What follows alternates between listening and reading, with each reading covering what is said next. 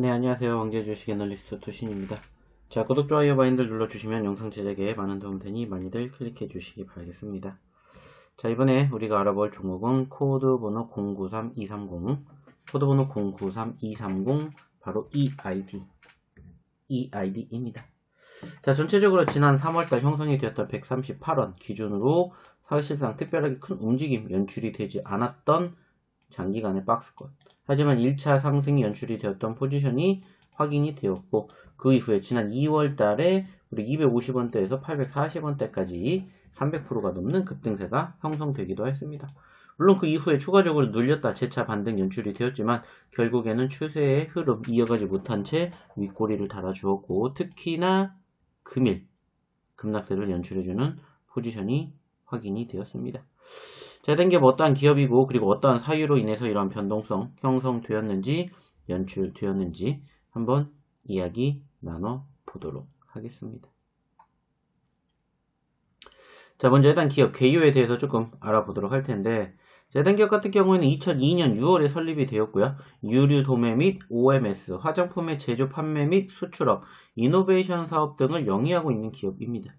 일본 에비스트레이드의 녹조 제거 설비 무선 원격 솔루션을 접목시키는 설계 작업, 구축에 대한 계약을 체결을 했으며 2018년 7월 색조 화장품 브랜드인 드레스킨을 론칭하여 세틴 섀도우 앤 픽서 5종, 세틴 틴트 앤 밤 5종을 라인업하여 자체 쇼핑몰 및 다수의 온라인 유통 채널에 판매 중에 있다고 합니다.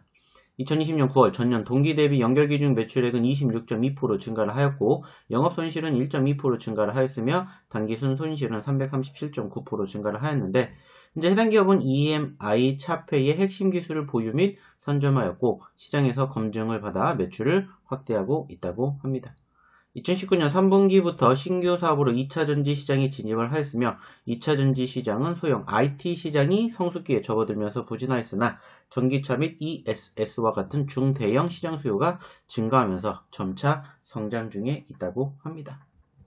자, 일단은 전체적으로 그리고 이제 전반적으로 해당 기업이 사용하고 있는 개인적인 이슈화로 인한 변동폭을 사실상 확인해 보았을 때 현재로서는 그런 부분들이 다소 부족한 모습입니다.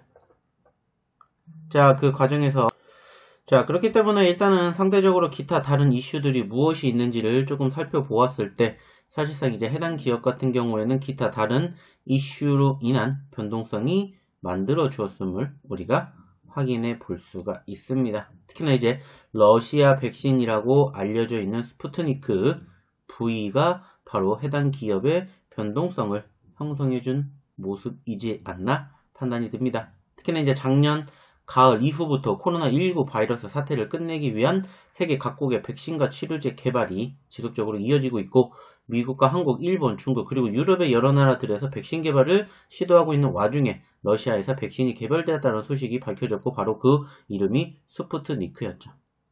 그리고 이제 러시아 백신이 개발됨에 따라 이와 관련된 국내 주식들의 움직임들도 연출이 되었습니다. 그리고 대표적인 기업 중에 하나가 바로 EID 그리고 이트론이라고 볼 수가 있겠죠.